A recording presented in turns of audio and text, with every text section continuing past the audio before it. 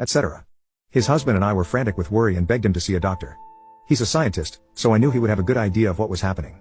He told me that he thought it was Parkinson's disease and he couldn't face going to a doctor and getting a diagnosis because his biggest fear was that it was motor neuron disease and he couldn't even contemplate such a terrible disease. He worked away through the week and we would call each other. He'd confide about incidents where he had collapsed and asked me not to tell his husband. I'd agree because I didn't want my husband to be as worried as I was.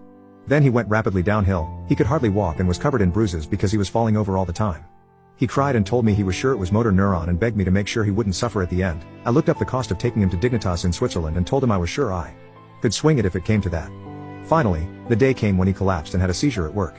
They called an ambulance and his husband called me to let me know and said he would keep me up to date. I told him that I was actually relieved, at least we had a fair chance of finding out what we were dealing with. I went to visit him in the hospital the next day and found him in an incredibly confused state. He thought we were still teenagers and were at work together.